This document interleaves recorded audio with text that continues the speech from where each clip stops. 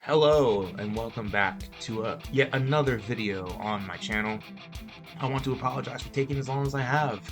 Life has been kicking my ass recently, and there's just been some financial stuff that's been happening.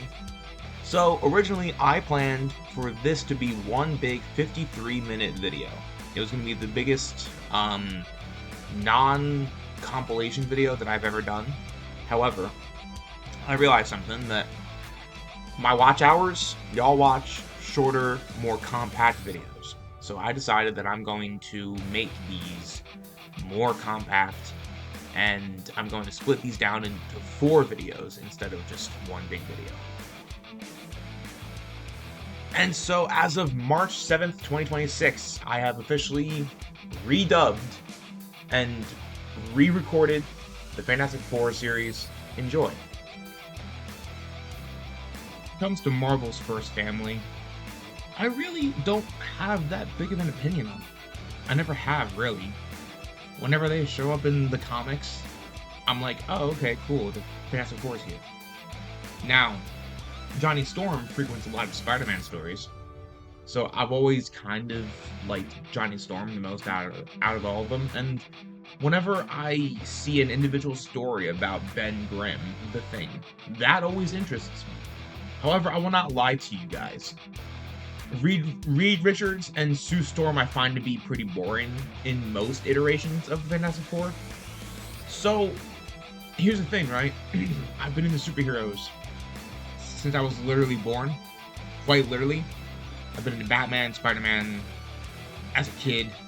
As a teenager, I really grew to love Venom, Red Hood, Wolverine, and in recent years, gotten into Daredevil, The Punisher.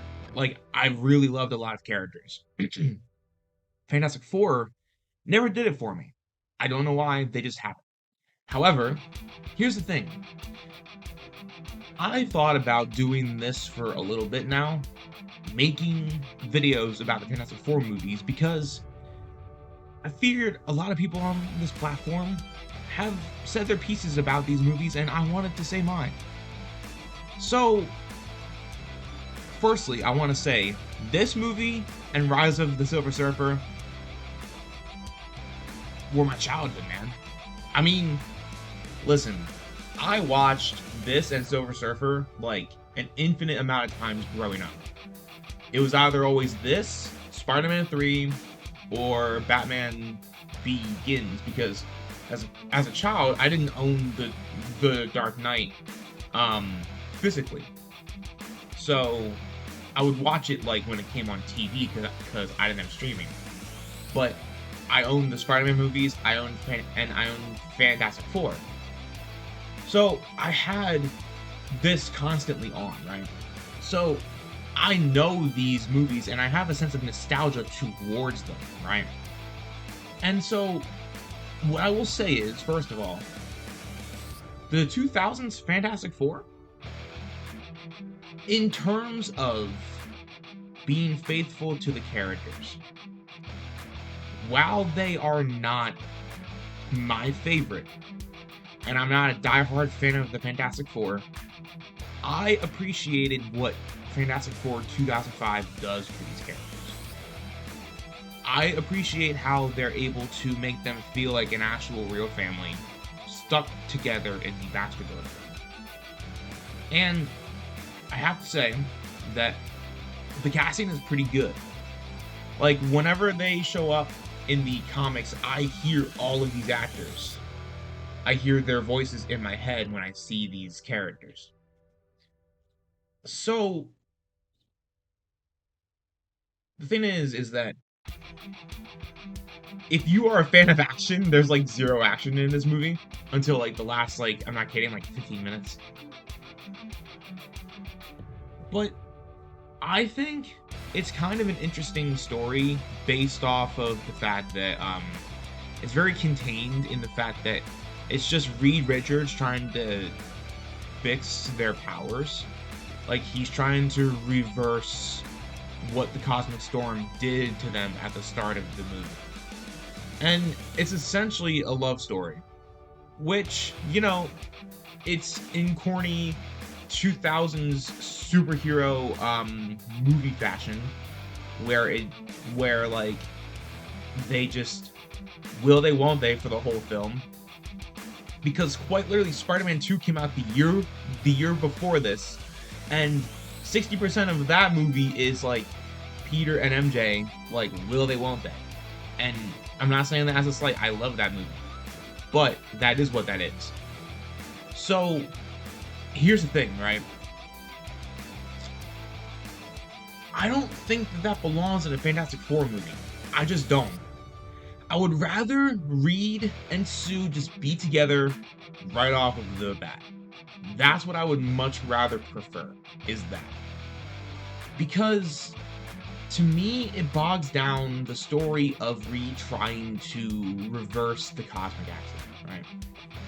And I think we get some interesting bits where Reed feels guilty about bringing all of them up there with him into space and stuff. Because he was hard up for money and he went to Victor Von Doom, which, by the way, my biggest gripe with literally every Fantastic Four movie that has Doom in it is that they get Doom wrong every time. Just saying, just wanted to, put that out there. Fingers crossed that they get him right in Doomsday, but I freaking doubt it. So, yeah, Victor Von Doom in this canon is a businessman.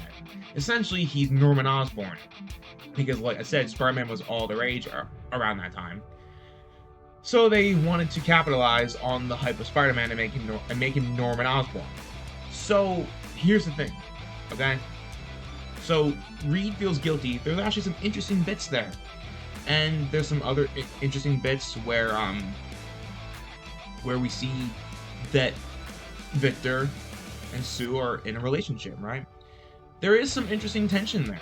There are some actual good moments between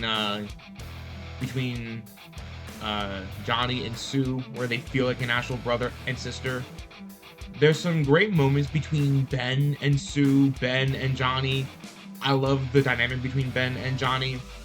I think Ben and Reed. See, here's the thing. Shout out to my homie Roland, because he says this a lot, and also my brother Liam says this a lot too. There's a difference between showing and then telling, right? We're told that Ben and Reed are such great friends, right? But we hear about all of their stories. We don't see any of it. Now, I don't need it to be like in Arrow Season 1, where like we spend half of the movie in like, flashbacks.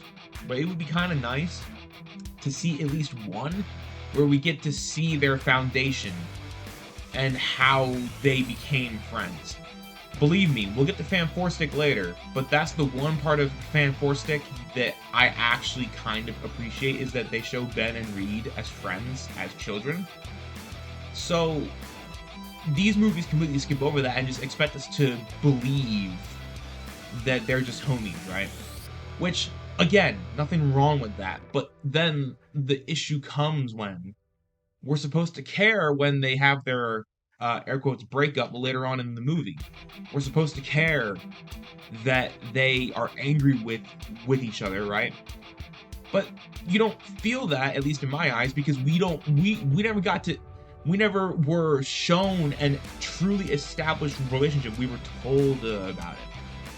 So while there's some great parts of this movie, there's some fuckery in here too.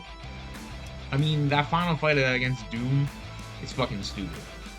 Like, that is, like, people gave shit to the Sam Raimi Spider-Man movies, like, especially Spider-Man 3, right? But at least he was throwing hands in those films. Like, in Fantastic Four, there might be like 2 punches thrown in the whole movie. And listen, as someone who I'm a fan of the fucking Godfather, okay? There does not need to be action in every scene in a movie.